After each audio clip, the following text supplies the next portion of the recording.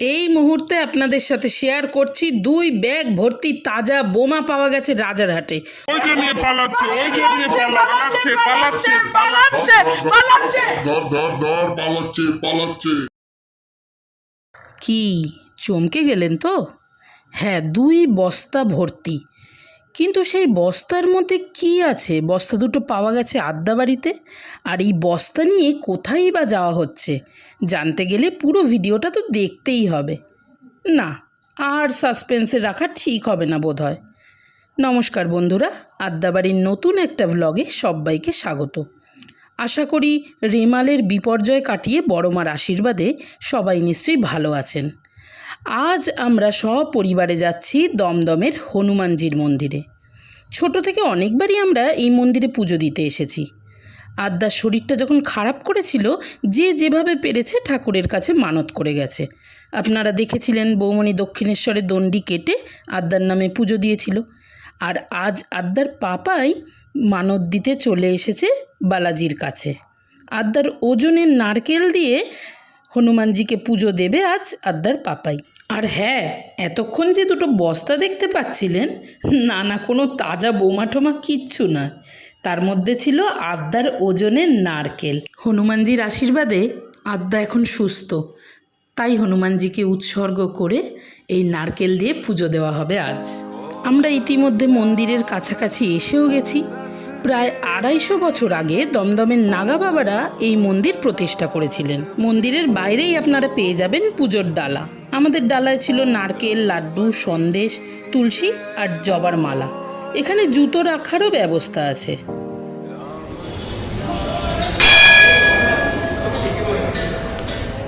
ইতিমধ্যে মন্দিরের গর্ভগৃহে আমরা প্রবেশ করেছি।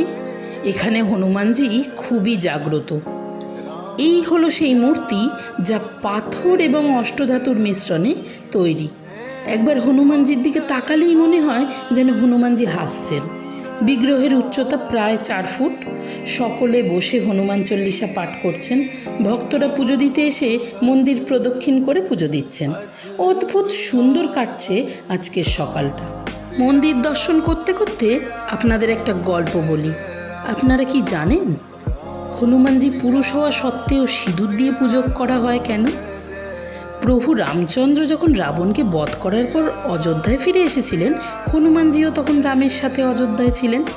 একদিন সীতামা সিঁদুর পরছিলেন, হনুমানজি তা দেখছিলেন এবং এই দৃশ্য দেখার পর একটু অবাক হয়ে হনুমানজি সীতামাকে প্রশ্ন করেন যে তিনি কেন কপালে সিঁদুর পরেন।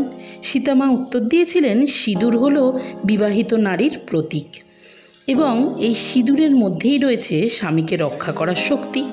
হনুমানজি শুনলেন এবং ভাবলেন যে সীতামা কপালে সিঁদুর পরলে যদি শ্রী রামচন্দ্রের আয়ু বৃদ্ধি হয়, তবে আমি প্রভুর জন্য সারা শরীরে সিঁদুর মাখব, এবং তা মাখলেনও। এইভাবে সিঁদুর মাখা অবস্থায় হনুমানজি রাজ দরবারে প্রবেশ করলেন এবং তাকে দেখে সবাই অবাক হয়ে গেলেন। প্রভু রামচন্দ্র তাকে প্রশ্ন করলেন, তুমি এইভাবে সিঁদুর মেখেছ কেন?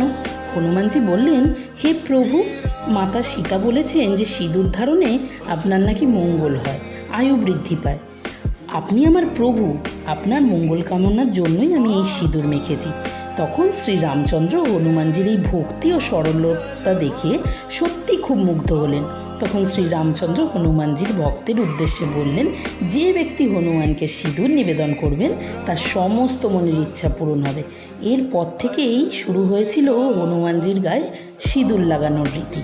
গল্পটা কারা কারা জানতে আমাকে কমেন্টে জানাতে ভুলো না কিন্তু। আর যারা হনুমানজির নিয়মিত পুজো করো, অবশ্যই সিঁদুর পরিও প্রভুকে।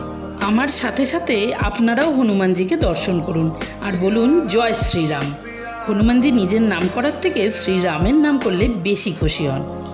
তো পুজো দিয়ে বেরিয়ে দাদামণি কিছু হনুমানজির ছবি, চাবির রিং এগুলো কিনছিল। তারপর আমরা বাড়ির উদ্দেশ্যে রওনা দিলাম।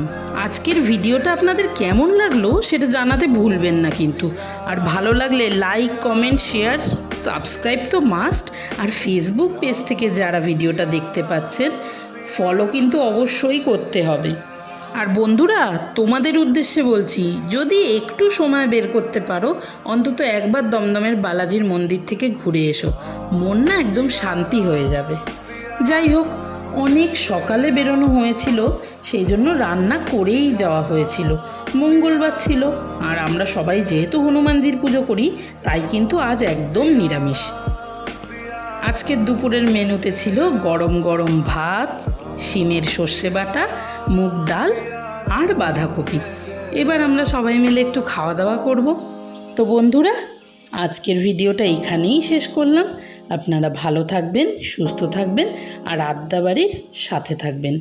জয় শ্রীরাম, জয় হনুমানজি।